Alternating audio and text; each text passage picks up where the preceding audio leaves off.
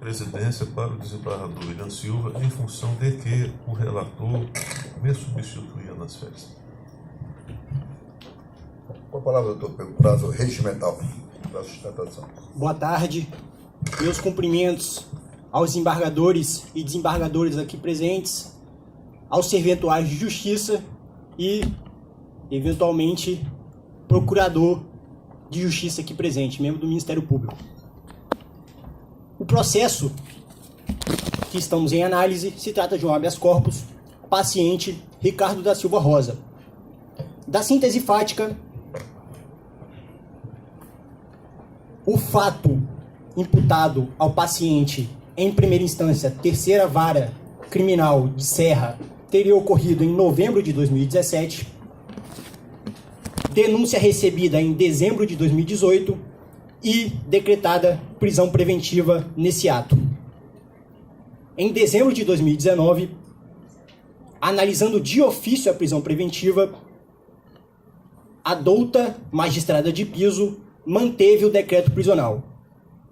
Essa é a síntese fática em relação ao mérito do habeas corpus, em que é atacada a prisão preventiva decretada em primeira instância.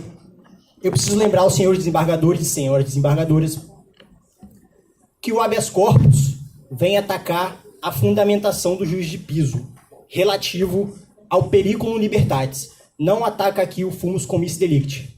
Por que eu preciso fazer essa ressalva?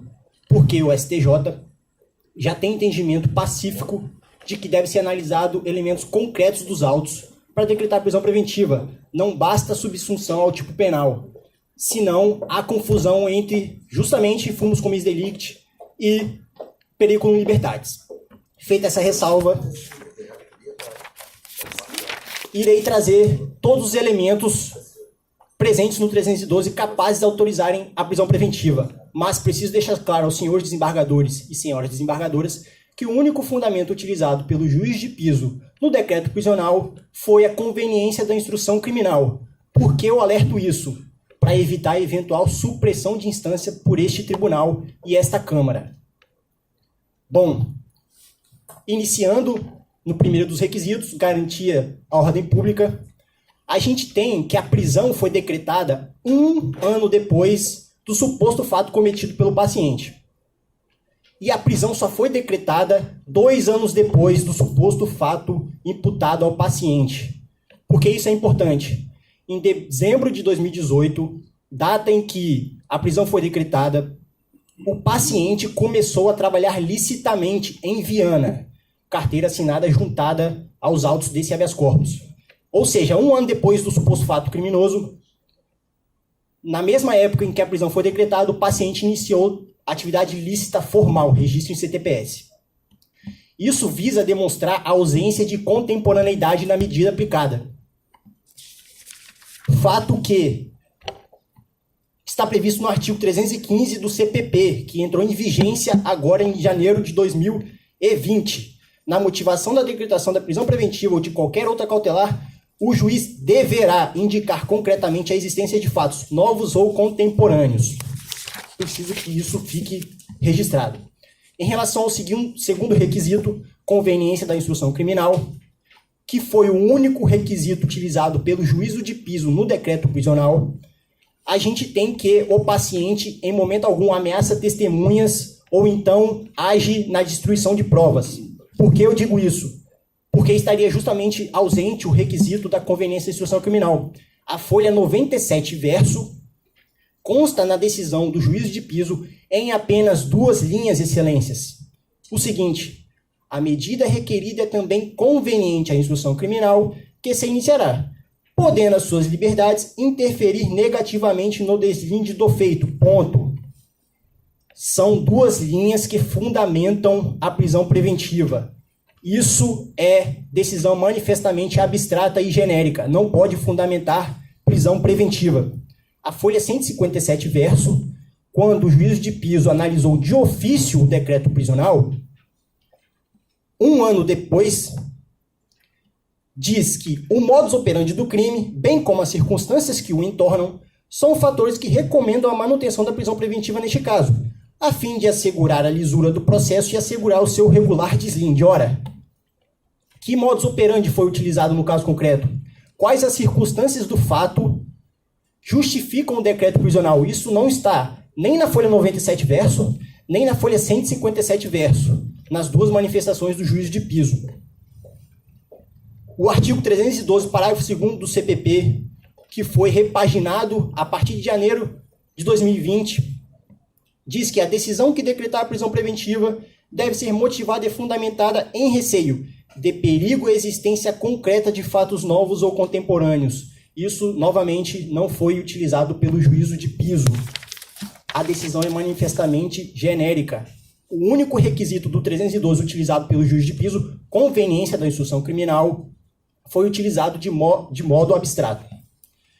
O terceiro e último requisito que eu vou narrar, relativo ao risco à aplicação da lei penal, que, reitero, não foi utilizado pelo juiz de piso no decreto prisional, mas preciso fazer essa ressalva argumentativa aos senhores e senhoras. A gente tem que o paciente tem residência fixa. Em momento algum, pretendeu furtar-se a aplicação da lei penal. Explico. Uma análise cronológica dos autos.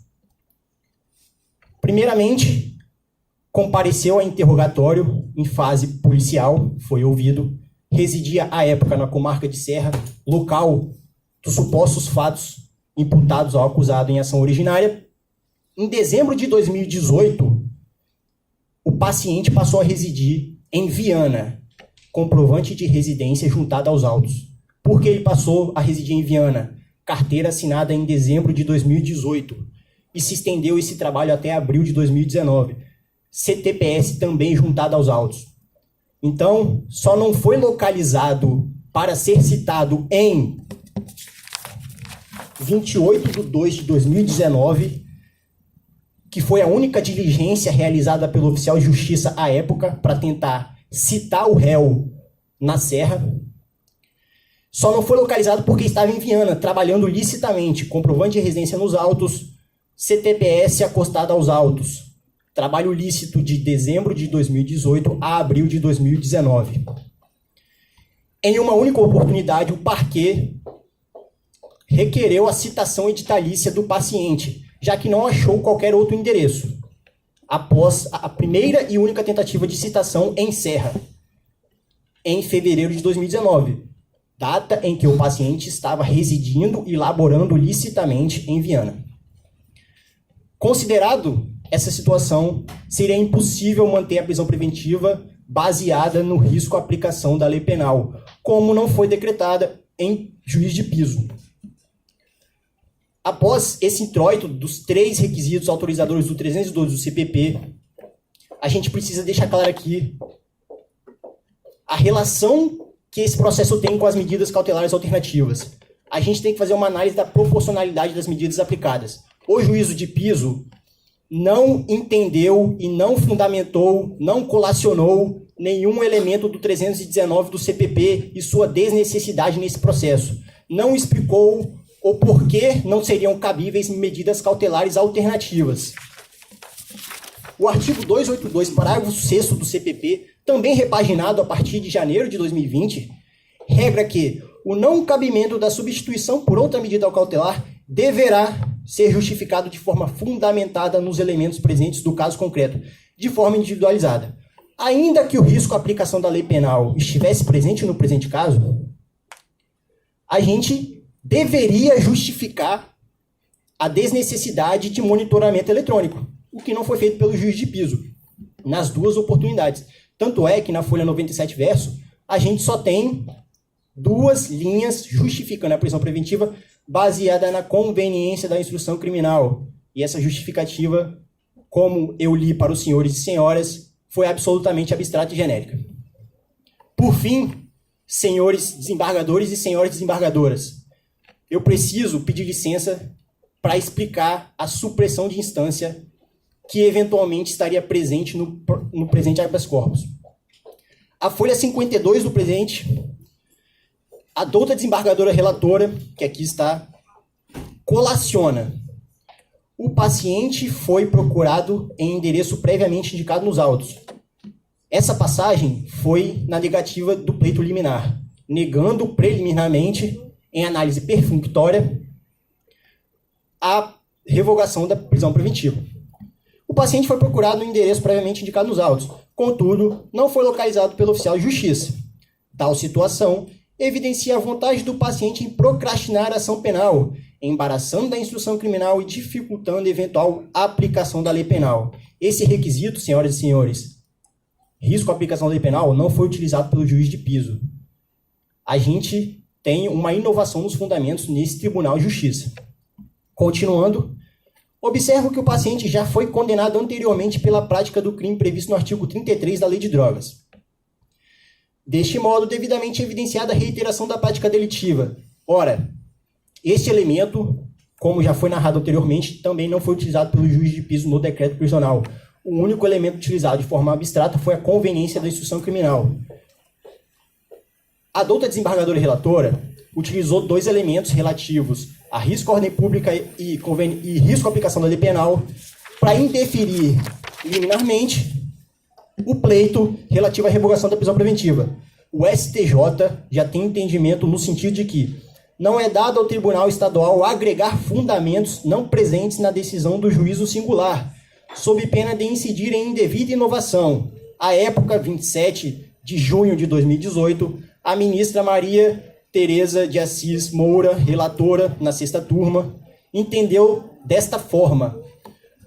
Ou seja, o único requisito utilizado pelo juízo de piso não foi sustentado pela eminente desembargadora relatora, que, de outra senda, entendeu que outros dois requisitos utilizados eram sim suficientes ao decreto prisional. Concluindo, excelentíssimas desembargadoras e excelentíssimos desembargadores, eu colacionei aqui elementos que afastariam, em tese, a decretação da prisão preventiva baseada nos três requisitos. O risco à ordem pública não estaria presente a contemporaneidade da medida, até porque, 2 anos depois, o paciente foi preso em dezembro de 2019. Então, não há notícias desde novembro de 2017 de eventual ilícito praticado pelo paciente, que, pelo contrário, tinha ocupação lícita em CTPS.